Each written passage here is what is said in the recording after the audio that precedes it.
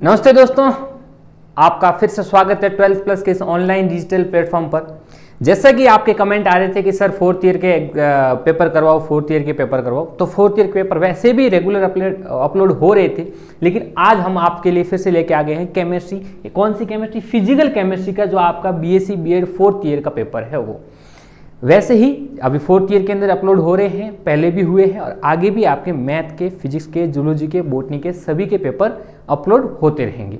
आज हम जो पेपर डिस्कस करने वाले वो है फिजिकल केमिस्ट्री का। बहुत ही इंटरेस्टिंग टॉपिक है। आज हम इसका अच्छे से डिटेल से डिस्कशन करेंगे और इसकी पीडीएफ जो भाषा लिखनी है उसकी पीडीएफ आपको पता ही है कहाँ पर मिलेगी, ऐप के ऊपर। ऐप डाउनलोड करो, फ्री अवेलेबल है। ओके, चलते हैं फर्स्ट क्वेश्चन की तरफ। पहला क्वेश्चन अपना है, what is mean by black body radiation. अच्छा, ब्लैक बॉडी रेडिएशन या फिर कृष्णिका विकिरण क्या होती है, इसको अच्छे से समझना, एक बार में समझ में आ जाएगा। ये एक, जैसे आप बुक में भाषा देखोगे वो लिखा होगा, ये एक पिंड होता है जिसमें हम आपतित प्रकाश जितना डालेंगे वो सब एब्जॉर्ब हो जाएगा, अवशोषित हो जाएगा। जब गर्म करेंगे तो वापस बाहर निकल जाएगा।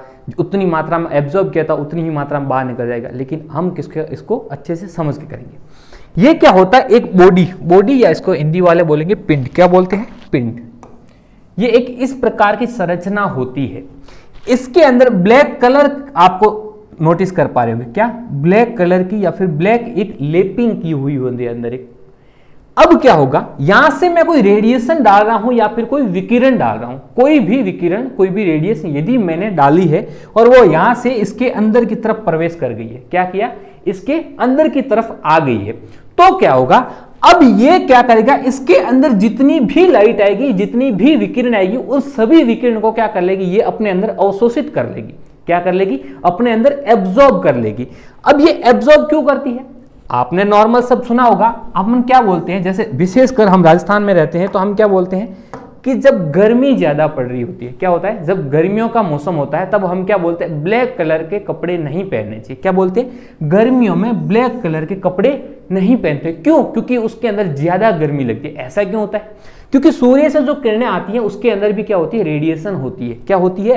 रेडिएशन होती है। वो इंसिडेंस रेडिएशन जो होगी वो ब्लैक कलर का कपड़ा या ब्लैक कलर जो होता है, कपड़े का जरूरी नहीं, किसी भी कलर जिसका ब्लैक होगा वो क्या करता है, ब्लैक कलर सारी रेडिएशन या सारी विकिरण जितनी भी होती है उन सबको क्या कर लेता है, एब्जॉर्ब कर लेता है।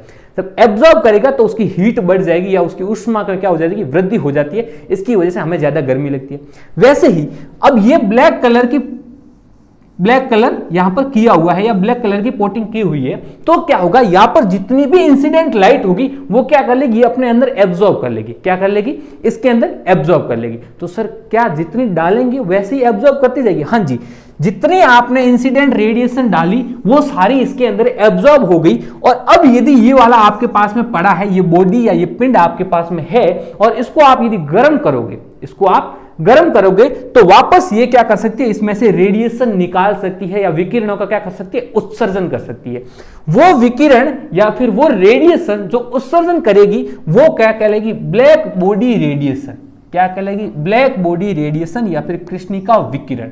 दोबारा देखो, ये एक प्रकार की बॉडी या एक प्रकार का पिंड होता है जिसमें कोई भी आपतित प्रकाश या फिर इंसिडेंट रेडिएशन जो होगा उसको अपने अंदर एब्जॉर्ब कर लेता है या उसको अपने अंदर अवशोषित कर लेता है। और जब इस बॉडी को वापस हम गर्म करेंगे या इसको हीट दी जाएगी, तब क्या होगा, वो एक अलग विकिरण उत्सर्जित करेगी या अपने अंदर से एक रेडिएशन का क्या करेगी, एमिशन करेगी। वो जो रेडिएशन होगी वो उस रेडिएशन को हम क्या बोलेंगे, ब्लैक बॉडी रेडिएशन। क्या बोलेंगे?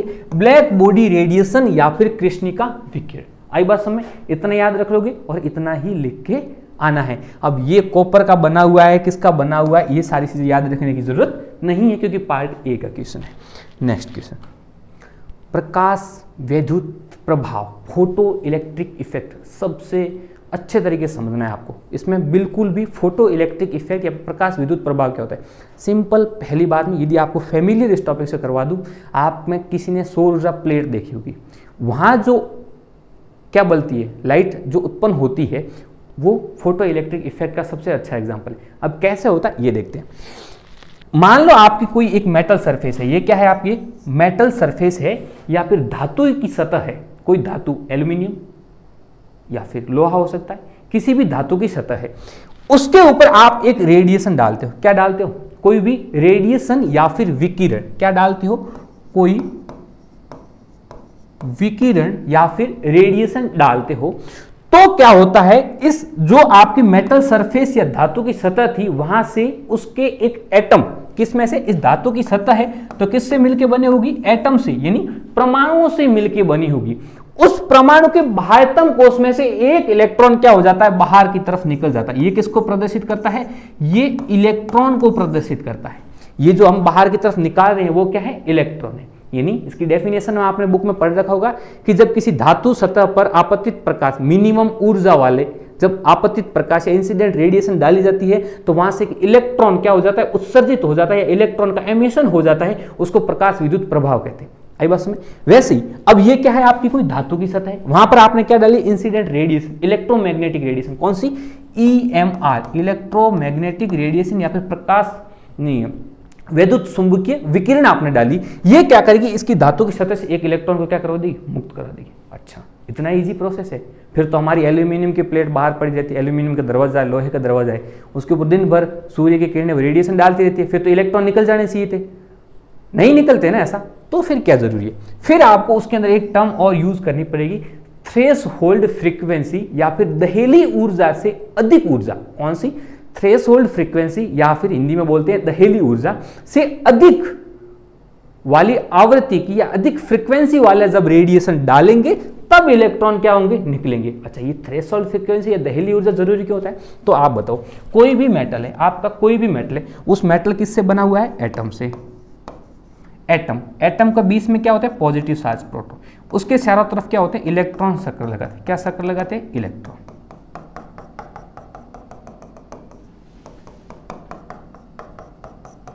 कुछ इस प्रकार से हो गई। अब क्या है? वो थ्रेशोल्ड फ्रीक्वेंसी से अधिक फ्रीक्वेंसी या थ्रेशोल्ड फ्रीक्वेंसी की जितनी फ्रीक्वेंसी की लाइट ही क्यों चाहिए, उससे कम ऊर्जा में ये इलेक्ट्रॉन उत्सर्जित क्यों नहीं होता है? क्यों नहीं होता है? क्योंकि ये वाला यहां पर पॉजिटिव चार्ज होता है। नाभिक में कौन सा चार्ज होता है? पॉजिटिव चार्ज होता है। और इलेक्ट्रॉन के ऊपर कौन सा चार्ज होता है? नेगेटिव। ये तो बहुत बेसिक बात है। अब इनके बीच में अट्रैक्शन फोर्स होता है। क्या होता है? इनके बीच में आकर्षण बल के द्वारा बंधे हुए रहते हैं। तो कुछ छोटी मोटी एनर्जी आएगी तो ये इलेक्ट्रॉन इस बंध को तोड़ नहीं पाएगा, ये इलेक्ट्रॉन इस बंध से मुक्त नहीं हो पाएगा। लेकिन जैसे ही दहेली ऊर्जा का मान कितना होना चाहिए? जहां से ये इस बॉन्ड को क्या कर सके? ब्रेक कर सके। कौन सा बॉन्ड? नाभिक और इलेक्ट्रॉन के बीच में बनाए हुए बॉन्ड को क्या कर सकते हैं? तोड़ सकती हो या ब्रेक कर सकती हो। उतनी ऊर्जा या उससे ज्यादा ऊर्जा हम दे देंगे तो इलेक्ट्रॉन इजीली क्या हो जाएंगे? निकल जाएंगे। आई बात समझ? तो आप इसकी डेफिनेशन क्या लिखोगे? किसी धातु की सतह पर न्यूनतम ऊर्जा या फिर दहेली ऊर्जा या उससे अधिक आवृत्ति की फ्रीक्वेंसी डालेंगे, या उससे अधिक आवृत्ति या फ्रीक्वेंसी की विकिरण डालेंगे, तब क्या होगा? धातु की सतह से इलेक्ट्रॉनों का क्या हो जाएगा? उत्सर्जन हो जाएगा या एमिशन हो जाएगा। उसी प्रोसेस को क्या बोलते हैं? प्रकाश वैद्युत प्रभाव या फोटो इलेक्ट्रिक इफेक्ट। आ गया होगा समझ में? डेफिनेशन आपको वहां पर अच्छी भाषा में मिल जाएगी। अच्छा, हाँ, ये किसको प्रदर्शित कर रहा है? ये क्या है? ये आपके इलेक्ट्रॉन है, उसके बीच में नाभिक, इलेक्ट्रॉन चारों तरफ चक्कर लगा रहे थे। अब जैसे ही ज्यादा एनर्जी मिली यहां से निकल गए। ऐसे ही मैंने इसको मेटल को थोड़ा सा अच्छे से दिखाने के लिए। अच्छा, नेक्स्ट क्वेश्चन आता है। अभी वहां पर मैंने कौन सी रेडिएशन की बात की थी? इलेक्ट्रोमैग्नेटिक रेडिएशन या फिर विद्युत चुंबकीय विकिरण। ये क्या होता है? आपका थर्ड ईयर के अंदर इसमें भर भर के डेफिनेशन पूछेगा। 101% आपका इससे रिलेटेड एक दो क्वेश्चन तो आएगा ही आएगा, या इसकी ऐसे डेफिनेशन पूछ लेगा, या किसी टॉपिक के अंदर आपको इलेक्ट्रोमैग्नेटिक रेडिएशन या विद्युत चुंबकीय विकिरण के बारे में जानना जरूरी है। ये क्या क्या होती है आपको बाद में बिल्कुल एकदम फेमिलियर करवा दूंगा उसे। पहले समझो ये होती क्या है। अच्छा, आपने ग्राफ बनाएगा, मान लो ये मेरी एक्स एक्सिस है। क्या है? एक्स एक्सिस है। और वैसे ही यहां पर मैं दूसरा पेन काम में लूं तो ये मेरी वाई एक्सिस है। ये क्या है? एक्स एक्सिस है। ये मेरी वाई एक्सिस है। और एक और पेन काम ले तो ये मेरी जेड एक्सिस हो गई। क्या हो गई? ये एक्स अक्स हो गया, ये वाई अक्स हो गया, ये जेड एक्स हो गया। अब मैं इसके ऊपर कोई ग्राफ बनाता हूं तो मान लो एक क्या ग्राफ बनाता हूं कि भाई ये वाली मेरी जेड एक्सिस है, एक तो मेरी कुछ इस प्रकार से वेव जा रही है, वेव ऊपर की तरफ गई, नीचे की तरफ गई, इस एक्स एक्सिस के ऊपर ऊपर और नीचे की तरफ वेव जा रही है। दूसरा क्या होता है? ये एक्स और वाई एक्सिस, ये वाई एक्सिस और एक्स एक्सिस के ऊपर गमन कर रही है इस प्रकार से। दूसरा क्या है? ये जेड एक्सिस है। अब कोई दूसरी वेव आए जो क्या कैसे गमन करे? इस प्रकार से गमन करे, या इसका प्रोपोगेशन कैसे हो? इस प्रकार से हो कि एक्स और जेड एक्सिस के बीच में हो। वैसे इसको देखो, ये वाला क्या हो रहा है, ये ऊपर की तरफ जाएगा, ये कुछ इस प्रकार से जाता है, फिर वापस आ जाएगा, फिर वापस ऊपर की तरफ, वापस नीचे की तरफ, इस तरफ जा रहा है।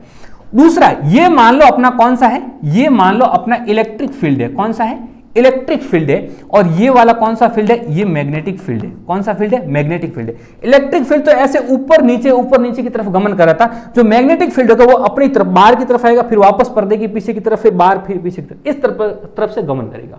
तो इस प्रकार की कोई वेवलेंथ होगी जिसमें इलेक्ट्रिक फील्ड या फिर विद्युत क्षेत्र या चुंबकीय क्षेत्र, यानी इलेक्ट्रिक फील्ड और मैग्नेटिक फील्ड एक दूसरे के परपेंडिकुलर या एक दूसरे के लंबवत गमन करते हैं या फिर प्रोपोगेशन करते हैं। क्या करते हैं, इंग्लिश मीडियम वाले पहले देखो कि एक जो वेव होगी वो वेव कुछ इस प्रकार से चलेगी या इस प्रकार से उसका प्रोपोगेशन होगा कि उसका इलेक्ट्रिक फील्ड और उसका मैग्नेटिक फील्ड होगा, उन दोनों का जो प्रोपोगेशन का पथ होगा या प्रोपोगेशन होगा वो क्या होगा, एक दूसरे के परपेंडिकुलर होगा। कैसा होगा, एक दूसरे के परपेंडिकुलर होगा, और वो यदि इस दिशा में जा रही है तो उसके भी परपेंडिकुलर होगा। मतलब क्या होगा, यहां पर ये एक्स एक्सिस है, ये एक्स एक्सिस है, और ये वाई एक्सिस है, ये जेड एक्सिस है।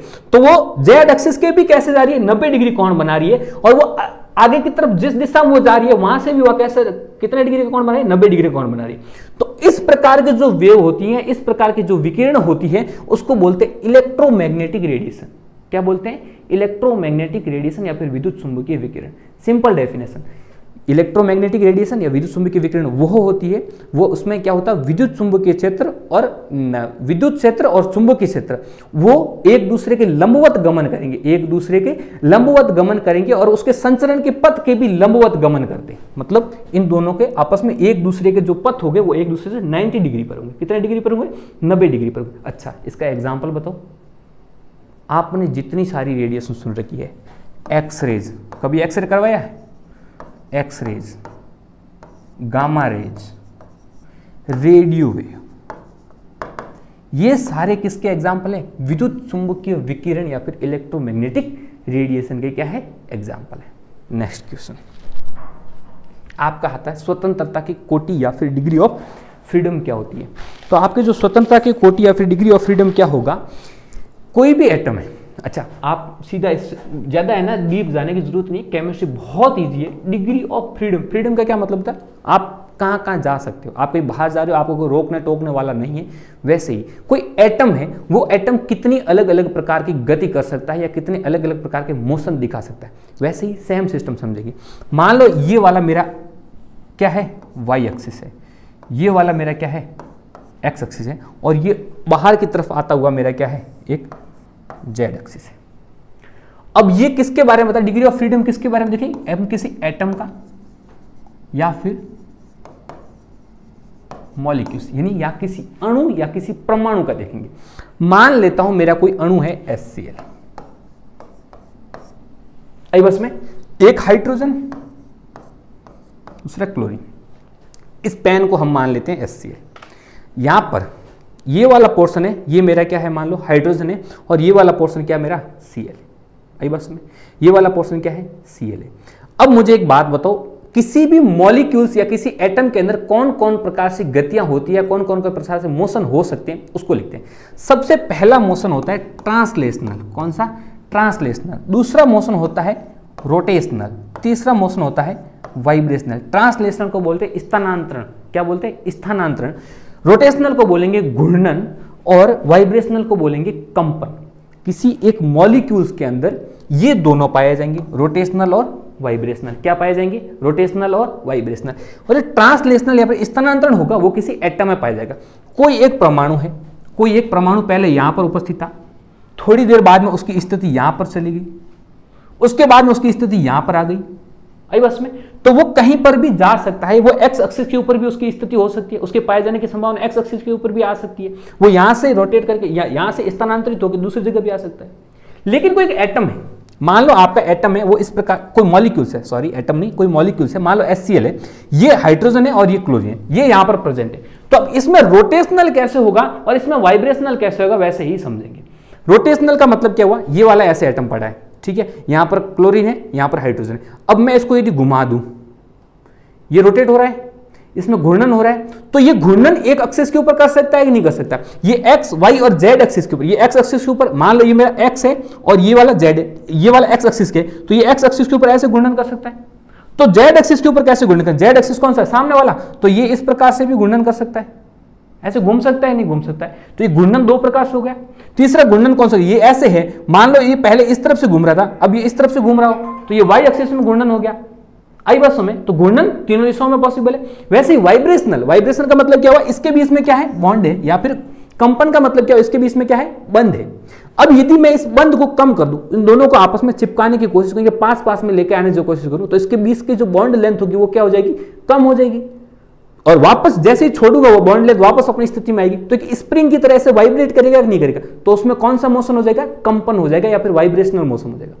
तो कोई मॉलिक्यूल्स या फिर कोई एटम कितने अलग अलग दिशाओं में अपने आप में स्वतंत्र रूप से या फिर फ्रीडमली मूवमेंट कर सकते हैं या फिर मोशन कर सकते हैं, वो उसकी क्या कहलाती है, डिग्री ऑफ फ्रीडम कहलाती है। आई बात समझ, सिंपल लिखना है, कोई एक एटम होगा या कोई मॉलिक्यूल्स या कोई परमाणु है, वो कितनी अलग अलग दिशाओं में मूवमेंट कर सकता है या फिर गति कर सकता है या फिर मोशन कर सकता है, वही उसकी क्या कहलाती है, डिग्री ऑफ फ्रीडम कहलाती है। नेक्स्ट क्वेश्चन आपका क्या है, रमन प्रभाव। बिल्कुल, रमन अपना इंडियन नाम लग रहा है और ये अपने इंडियन साइंटिस्ट है, इंडियन साइंटिस्ट थे, इसलिए आप इसको रमन जी प्रभाव कहो, कोई दिक्कत नहीं है। इंडियन साइंटिस्ट है, इज्जत भर भर के दो, ट्रक भर के दे रहे हो, ट्रेन भर के दे रहे हो या टैक्सी भर के दे रहे हो, भर भर के इज्जत दो। इंडियन साइंटिस्ट है, मतलब कोई इंडियन ने इतना अच्छा काम किया है तो हमें उनको इज्जत देनी ही पड़ेगी। अब रमन जी ने क्या किया था, स्पेक्ट्रोस्कोपी आपने नाम सुना होगा। वैसे नॉर्मल यदि स्पेक्ट्रोस्कोपी में आपका इंटरेस्ट नहीं है तो आप इतना बताओ, आपने एक्सरे तो करवाया होगा सबने, एक्सरे करवाते तो क्या होता है, हम जैसे मान लो हाथ का करवाना है, हाथ रख दिया, उसके ऊपर लाइट आती है, थोड़ी देर बाद में हड्डियां दिख जाती है, टूटी हुई दिख जाती है, तो वो भी क्या है, एक इलेक्ट्रोमैग्नेटिक रेडिएशन डाली है, उसके बाद में उसका एक फोटो आ गया। वैसे ही कोई एक एटम है, ये तो अपना क्या हाथ है, कोई अपना मॉलिक्यूल्स है, उस मॉलिक्यूल में कैसे बॉन्ड बना है, उस बॉन्ड की स्ट्रेंथ क्या है, उसमें हाइड्रोजन है या फिर क्लोरीन है, ऐसे जो मॉलिक्यूल्स होते हैं या फिर कंपाउंड होते हैं, उनके बारे में डिटेल कैसे ले सकते हैं, तो उनके बारे में स्टडी करने के लिए हम किसको रेफर करते हैं, स्पेक्ट्रोस्कोपी को रेफर करते हैं। हिंदी और इंग्लिश में स्पेक्ट्रोस्कोपी बोलेंगे। तो रमन इफेक्ट क्या है, ये एक स्पेक्ट्रोस्कोपी से रिलेटेड है। किससे रिलेटेड है, स्पेक्ट्रोस्कोपी से रिलेटेड है। इस स्पेक्ट्रोस्कोपी में क्या होता है, कोई भी आपका पदार्थ है जिसके बारे में आपको क्या करनी है, स्टडी करनी है। मान लो आपके पास में एक क्या है, H2O का मॉलिक्यूल है, एक D2O, यानी एक जल है, एक भारी जल है, कोई भी आपका मॉलिक्यूल था, इसके बारे में आपको स्टडी करनी थी, तो आप कोई भी अलग अलग प्रकार की स्पेक्ट्रोस्कोप होती है, HNMR spectroscopy, proton NMR spectroscopy, दुनिया भर की स्पेक्ट्रोस्कोपी, वो डिटेल से बाद में पढ़ते, लेकिन एक सिंपल स्पेक्ट्रोस्कोपी किस बेसिस पे काम करती है और फिर रमन जी ने क्या किया था वो बताएंगे आपको। कोई भी आपका पदार्थ था, इसके बारे में आपको क्या करनी है, मान लो स्टडी करनी है, क्या करना है, इसके बारे में आपको क्या करनी है, स्टडी करनी है। फिर क्या करते हैं, उस स्टडी जिसको करनी होती है वो स्पेक्ट्रोस्कोपी के अंदर एक चैम्बर बना हुआ था, उसके अंदर रख देते हैं और इसके ऊपर एक रेडिएशन डालते हैं, मान लो इलेक्ट्रोमैग्नेटिक रेडिएशन, कोई भी एक्सरे, गामा रे, जो भी रेज डाली आपने।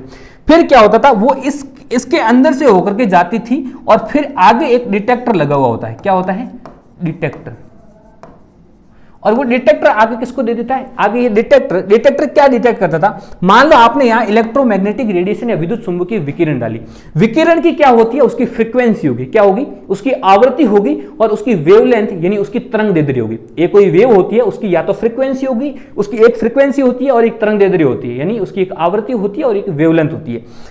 आपने कोई एक इलेक्ट्रोमैग्नेटिक रेडिएशन डाली, वो इस पदार्थ के कांटेक्ट में आने के बाद में इसको पार करके जब बाहर निकलती है, तब इसकी फ्रीक्वेंसी या इसकी वेवलेंथ में कितना अंतर हुआ, इसके बारे में हम अध्ययन करते हैं किसमें, स्पेक्ट्रोस्कोपी में।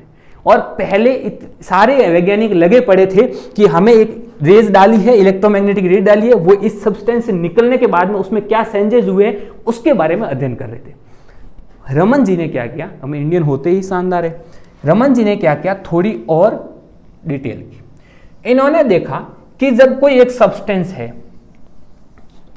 इन्होंने देखा जब कोई एक सब्सटेंस है जिसके बारे में या कोई पदार्थ है जिसके बारे में उनको अध्ययन करना था, इसके ऊपर यदि वो इलेक्ट्रोमैग्नेटिक रेडिएशन डालते, क्या डालते हैं, इलेक्ट्रोमैग्नेटिक रेडिएशन या फिर विद्युत चुंबकीय विकिरण डालते। पहले वाले साइंटिस्ट क्या कर रहे थे, जो इससे पार हो जाती थी, जो इसको आपत्ति, ये कौन सा प्रकार होगा, इंसिडेंट रेडिएशन, और ये कौन सा होगा जो उससे बाहर निकल जाए, परिवर्तित हो गया। अब यहां पर जो हो रहा था इसके बारे में बाकी सभी साइंटिस्ट तो पढ़ाई कर रहे थे या इसके बारे में तो पढ़ रहे थे और स्पेक्ट्रोस्कोपी दे रहे थे। रमन जी ने क्या बोला कि यहां पर क्या हो सकता है, कुछ रेडिएशन ऐसी होगी जो यहां पर उसके कण होंगे, मान लो आपका HCl है तो उसके कुछ कण होंगे, इससे प्रकीर्णित होकर के या फिर स्कैटर्ड का है, स्कैटर्ड या फिर प्रकीर्णित प्रकाश हो जाएगा। इन्होंने बोला कि जब मैं किसी पदार्थ के ऊपर रेडिएशन डालूंगा तो कुछ रेज क्या हो सके, प्रकीर्णित हो जाएगी या फिर स्कैटर्ड हो जाएगी। वो जो स्कैटर्ड रेज होगी या स्कैटर्ड या फिर प्रकीर्णित विकिरणें होगी, उसकी जो फ्रीक्वेंसी है क्या है, उसकी जो फ्रीक्वेंसी है या फिर उसकी जो वेवलेंथ है वो क्या हो सकती है, इससे कम भी हो सकती है और इससे ज्यादा हो सकती है। किससे कम हो सकती है, जो आपकी आपतित रेज थी या फिर जो आपका इंसिडेंट रेडिएशन था उसकी रेडिएशन की फ्रीक्वेंसी या वेवलेंथ इस स्कैटर्ड से क्या हो सकती है, ज्यादा हो सकती है या कम हो सकती है। तो ये जो फिनोमिना है उसी को बोलते हैं रमन इफेक्ट।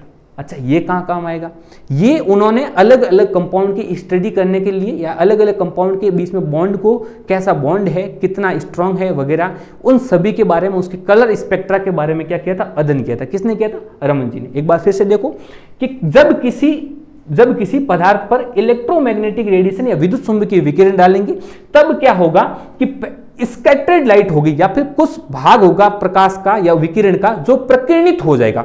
ये जो प्रकीर्णित भाग होगा, ये जो प्रकीर्णित या स्कैटर्ड भाग होगा, इसकी जो फ्रीक्वेंसी होगी या फिर इसकी जो आवृत्ति होगी वो इस आपतित या फिर इंसिडेंट रेडिएशन की आवृत्ति से ज्यादा हो सकती है या फिर कम हो सकती है। और ये जो परिवर्तन आया है इसी को क्या बोलते हैं, इसकी फ्रीक्वेंसी में जो परिवर्तन आया है उसी को क्या बोलते हैं, रमन प्रभाव या फिर रमन इफेक्ट। यदि इसकी आपतित, यदि इसका जो इंसिडेंट रेडिएशन था यानी I थी उसकी वैल्यू कम है और IS स्कैटर्ड, IS मतलब I स्कैटर्ड, इंसिडेंट रेडिएशन, ये इंसिडेंट है और ये स्कैटर्ड है, इसकी जो वेवलेंथ है स्कैटर्ड की ज्यादा है तो इसको बोलते हैं एंटी स्टॉक लाइन। क्या बोलते हैं, एंटी स्टॉक लाइन। और यदि स्कैटर्ड है उसकी स्कैटर्ड की फ्रीक्वेंसी, स्कैटर्ड की फ्रीक्वेंसी यदि कम है और इंसिडेंट की ज्यादा है तो इसको बोलते हैं स्टॉक लाइन। क्या बोलते हैं, स्टॉक लाइन। आई बात समझ में, इतना आपको पढ़ना है, इज्जत बराबर देनी है। उसके बाद में आते हैं कंपन स्पेक्ट्रा का संयन नियम लिखिए। अब ये भी क्या है कि स्पेक्ट्रोस्कोपी, मैंने आपको बोला था स्पेक्ट्रोस्कोपी अलग अलग होती है। अब ये स्पेक्ट्रोस्कोपी किसका अध्ययन करती है कि उस कोई भी एक बॉन्ड है वो बॉन्ड कितना स्टेबल है, यानी इस बॉन्ड को ऐसे दबाया जा सकता है वापस वो अपनी पुनः अपनी स्थिति में आ जाएगा। मान लो आपका कोई हाइड्रोजन है दूसरा क्लोरीन है, ये दोनों एटम थे, या फिर आपका ये हाइड्रोजन और क्लोरीन का एटम है, अब इसको दबाया वापस अपनी जगह पर आ सकता है तो, और या फिर खींचते हैं तो मैक्सिमम वो कौन सी स्थिति होगी जहां तक खींचने पर ये बॉन्ड रहेगा, और बहुत ज्यादा खींचेंगे तो टूट जाएगा, रस्सी की तरह ही होगा, टूट जाएगा। तो इस सभी के बारे में कि कहां तक इसको खींचा जा सकता है, कहां से इसको दबाया जा सकता है, या कितनी बॉन्ड लेंथ इसकी हो सकती है, इन सभी के बारे में हम अध्ययन करते हैं वाइब्रेशनल स्पेक्ट्रोस्कोपी में। किसके ऊपर करते हैं, वाइब्रेशनल स्पेक्ट्रोस्कोपी में। तो वाइब्रेशनल स्पेक्ट्रोस्कोपी या फिर घूर्णन स्पेक्ट्रोस्कोपी जो होती है उसमें कौन कौन से कंपाउंड के बारे में या किन किन कंपाउंडों के बारे में अध्ययन किया जा सकता है उसका क्या लिखना है, नियम लिखना है या सिलेक्शन रूल लिखना है। यानी आप कुछ कंपाउंड सेलेक्ट करते हो, सारे कंपाउंड एक ही स्पेक्ट्रोस्कोपी में एनालिसिस नहीं किए जा सकते। यानी आप कोई H2 लेके आ गए और एक आप HCl लेके आ गए, आप बोलोगे क्या ये दोनों इस वाइब्रेशनल स्पेक्ट्रोस्कोपी में इसका अध्ययन किया जा सकता है? बिल्कुल नहीं किया जा सकता, इसका नहीं किया जा सकता, HCl का किया जा सकता है। ऐसा क्यों? इसका सबसे पहला रूल होता है डाइपोल मूवमेंट सेंज, यानी इसका डाइपोल मूवमेंट यानी जो इसका ध्रुव होते हैं, जो अलग अलग ध्रुव होंगे, डाइपोल मूवमेंट किसको बोलेंगे, यहां पर एक S है और यहां पर एक Cl है, ये वाला क्लोरीन है, इसकी विद्युत ऋणता या इलेक्ट्रोनेगेटिविटी क्या होती है, ज्यादा होती है। इसकी विद्युत ऋणता या इलेक्ट्रोनेगेटिविटी ज्यादा होगी तो ये क्या करेगा, इसके बॉन्डों को अपनी तरफ खींच के रखेगा, बॉन्ड के इलेक्ट्रॉनों को, किसको, बॉन्ड के इलेक्ट्रॉनों या बंद के इलेक्ट्रॉनों को अपनी तरफ खींच के रखता है। इलेक्ट्रोनेगेटिविटी होती क्या है, जो बंद के या फिर बॉन्ड के इलेक्ट्रॉनों को अपनी तरफ खींच के रखने की प्रवृत्ति होती है, वही क्या होती है, इलेक्ट्रोनेगेटिविटी या विद्युत ऋणता होती है। तो क्लोरीन क्या करेगा, क्लोरीन की विद्युत ऋणता ज्यादा होने के साथ हाइड्रोजन और इलेक्ट्रॉनों को अपनी तरफ खींच के रखेगी, तो यहां पर डेल्टा नेगेटिव आएगा, यानी विद्युत ऋणता ज्यादा होगी। किसकी, इलेक्ट्रॉन की डेंसिटी होगी, इलेक्ट्रॉन का घनत्व है Cl के ऊपर ज्यादा होगा, इसके ऊपर डेल्टा पॉजिटिव आएगा, मतलब यहां पर इलेक्ट्रॉन की कमी है। तो ये डेल्टा पॉजिटिव और डेल्टा नेगेटिव जो बना है इसको बोलते हैं डाइपोल या फिर ध्रुव बने हैं। ये डाइपोल मोमेंट है ना, ये सेंज होना चाहिए। डाइपोल मोमेंट सेंज कब हो जाएगा? मान लो यहाँ पर डेल्टा नेगेटिव था, यहाँ डेल्टा पॉजिटिव था। अब इसको हमको क्या करना, वाइब्रेशन करवाना है या फिर कंपन करवाना है, तो हम क्या करेंगे, इसको खींचेंगे या दबाएंगे, तो ये डाइपोल मोमेंट थोड़ा खींचेंगे तो बाहर की तरफ चला जाएगा नेगेटिव चार्ज, वापस दबाएंगे पॉजिटिव नेगेटिव चार्ज पास की तरफ आ जाएगा। तो ये डाइपोल मोमेंट की पोजीशन में क्या हो रहा है, सेंज हो रहा है। तो ऐसे मॉलिक्यूल जिनके डाइपोल मोमेंट या फिर उनके ध्रुवों को सेंस की जा सकती है, उसकी पोजीशन या उसकी स्थिति, तो ऐसे मॉलिक्यूल्स के अंदर क्या पाया जाएगा, कंपन स्पेक्ट्रा या फिर वाइब्रेशनल स्पेक्ट्रा पाया जाएगा। सेकेंड कंडीशन क्या होती है, आपने बुक में लिखा हुआ है delta V is equals to +-1, delta V is equals to +-1। यहां पर आपका डेल्टा वी प्रदर्शित करता है वाइब्रेशनल क्वांटम नंबर। किसको प्रदर्शित करता है, वाइब्रेशनल क्वांटम नंबर या फिर कंपन क्वांटम संख्या। किसको प्रदर्शित करता है, कंपन क्वांटम संख्या का मान है वो या तो +1 होना चाहिए या फिर -1 होना चाहिए। अब ये क्या है, इसके बारे में पढ़ना है तो फिर आपको लेक्चर देखना होगा। ये एक इस प्रकार के एनर्जी लेवल्स होते हैं जिसमें अलग अलग क्वांटम नंबर होते हैं। क्वांटम नंबर 0, 1, 2, 3, 4 ऐसे कौन से quantum number, vibrational quantum number को प्रदर्शित करता है। ठीक है, नेक्स्ट क्वेश्चन आपका है, अच्छा फ्लोरोसेंस या फिर प्रतिदीप्ति क्या है। फ्लोरोसेंस या फिर प्रतिदीप्ति क्या होती है, मैं आपको नॉर्मल एग्जांपल दूं तो आपने कभी किसी को देखा होगा जो रंग बिरंगी टी शर्ट पहनते हैं या फिर ऐसी टी शर्ट किसी को पहने हुए देखा होगा। जब आप रात में कहीं जाते हो और उनकी तरफ लाइट की तो वो ज़्यादा ही मतलब ऐसे रंगीनी दिखेगी या फिर ज़्यादा ही ऐसे चमकती हुई दिखेगी। तो वो उसमें जो कलर तो वैसा ही, आपने भी वो मान लो आपने भी ब्लू कलर की टी शर्ट पहनी है, उसने भी ब्लू कलर की टी शर्ट पहनी है, लेकिन आप वाली टी शर्ट कम चमक रही है और इसकी टी शर्ट ज़्यादा चमकदार है। तो उसके पीछे का रीज़न क्या होता है कि उसके अंदर जो मटेरियल, जिस मटेरियल की वो टी शर्ट बनी हुई है या फिर जो कलर उसको किया हुआ है टी शर्ट के ऊपर जो कलर किया हुआ है, उसके अंदर क्या होता है, फ्लोरोसेंट या प्रतिदीप्ति गुण होते हैं। तो प्रतिदीप्ति गुण क्या हुए कि जब किसी मैटर के ऊपर या जब किसी पदार्थ के ऊपर आप कोई रेडिएशन डालते हो या आप कोई विकिरण डालते हो तो वो विकिरण को अवशोषित तो कर लेगी, वो उस विकिरण को एक बार अपने अंदर ले करके फिर उससे अधिक आवृत्ति की विकिरण क्या करती है, वापस बाहर की तरफ छोड़ देती है, जिसकी वजह से वो और ज्यादा रंगीन या और ज्यादा ब्राइट दिखता है। क्या दिखता है, और ज्यादा ब्राइट दिखता है। इसको बोलते हैं फ्लोरोसेंस। क्या बोलते हैं, फ्लोरोसेंस या फिर प्रतिदीप्ति। इसका थोड़ा सा एकदम परफेक्ट एग्जांपल ये नहीं हो सकता, लेकिन एक आपने देखा होगा रोड साइन, जो रोड के ऊपर जो बड़ा सा रेडियम लगे हुए होते हैं उसके ऊपर आप लाइट डालते हो तो थोड़ी देर के लिए चमकता है, वो थोड़ी बाद तक जब आप उसके ऊपर से लाइट हटा ले तो फिर भी वो चमकता रहता है। यदि वो बाद तक चमकता रहता है उसके लिए उसको फ्लोरोसेंस में बोलते हैं। किस में बोलते थे, फॉस्फोरोसेंस में भेज देते हैं। लेकिन फ्लोरोसेंस का यहाँ बेस्ट एग्जाम्पल वही होगा जब आप किसी या किसी पदार्थ के ऊपर आपने लाइट गिराई, जब तक आप उसके ऊपर लाइट गिरा रहे हो तब तक वो बहुत ज्यादा ब्राइट दिखता है। क्या दिखता है, बहुत ज्यादा चमकीला दिखेगा। तो उसमें क्या होगा, फ्लोरोसेंस प्रेजेंट होगा। यानी आपने किसी मैटर के ऊपर लाइट गिराई, जब तक आप उसके ऊपर लाइट गिराते हो तब वो बहुत ज्यादा चमकीला दिखेगा, और जैसे ही आपने उसके ऊपर से लाइट हटा दी वो उसकी चमक गायब हो जाएगी। तो उसको क्या बोलेंगे, फ्लोरोसेंस बोलेंगे। आई बात समझ। Next question, define the quantum yield, यानी क्वांटम लब्धि क्या होती है। अच्छा ठीक है, अभी मान लो आपने कोई अभिक्रिया करवाई है, ठीक है, अभी आपने कोई भी एक कंपाउंड बनाया है, मान लो आपने कोई बीकर के अंदर अभिक्रिया करवाई और ये दो मान लो रिएक्टेंट ए और बी डाला और यहाँ पर ये क्रिस्टल उसके बन गए, तो आपने थोड़ी देर बाद में इसको तोल दिया, बता दिया इतने ग्राम क्रिस्टल प्राप्त हुए। लेकिन ये क्वांटम लब्धि है, ये किसके बारे में बताती है, क्वांटम लब्धि बताएगी जब आपकी कोई भी अभिक्रिया, मान लो आपका कंपाउंड ए है, ये कंपाउंड ए प्लस बी है, वो मिलके सी बना रहे हैं। आई बस में ए प्लस बी मिलके सी बना रहे हैं। तो अब ये ए प्लस बी डायरेक्टली मिलके सी नहीं बना रहे हैं, इसके बीच में आपको यहां पर कोई भी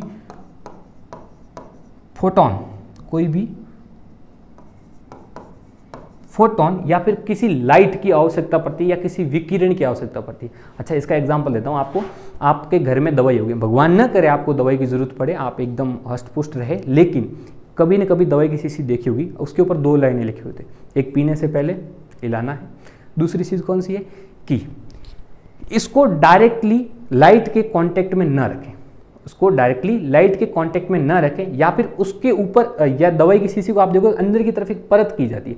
वो क्यों की जाती है? क्योंकि उसके अंदर जो कंपाउंड रखा हुआ होता है ना, उसके ऊपर जैसे ही कोई लाइट पड़ेगी, वो ऐसे ही तो आपस में रिएक्शन नहीं कर रहे हैं, लेकिन उसके ऊपर जैसे ही कोई लाइट पड़ेगी या जैसे ही कोई फोटोन, फोटोन का क्या मतलब है, उसके ऊपर क्या है, विकिरण डाल है। विकिरण किसके रूप में आएगी? फोटोन के रूप में आएगी। छोटे छोटे पैकेज होते हैं एनर्जी के, ऊर्जा के, उसको फोटोन बोलते हैं।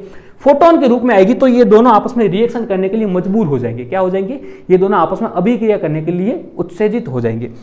अब जब ये फोटोन इसके ऊपर आता है तो ये इस प्रकार का कंपाउंड बनता है।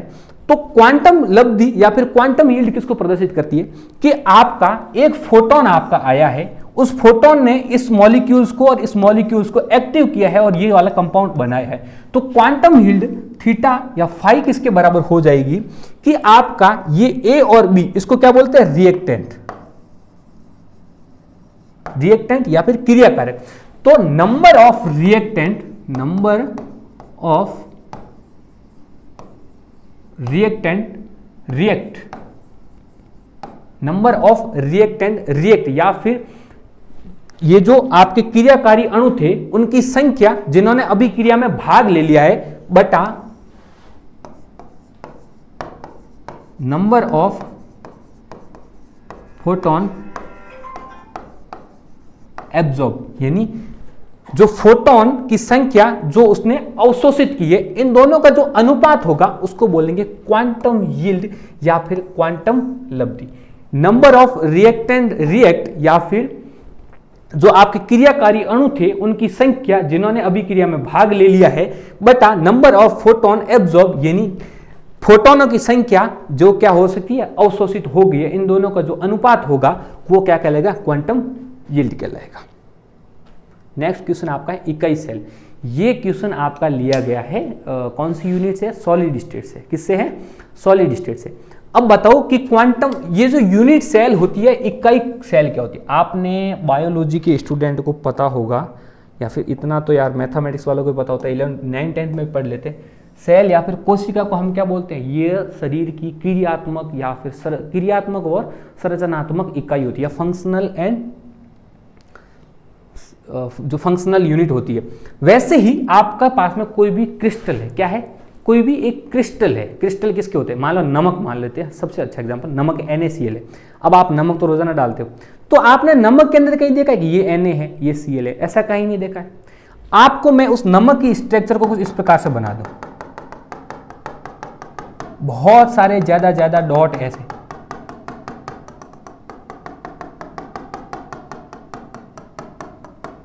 ठीक है। इसमें मैं कुछ और दूसरे कलर के डॉट यदि बनाना चाहूं,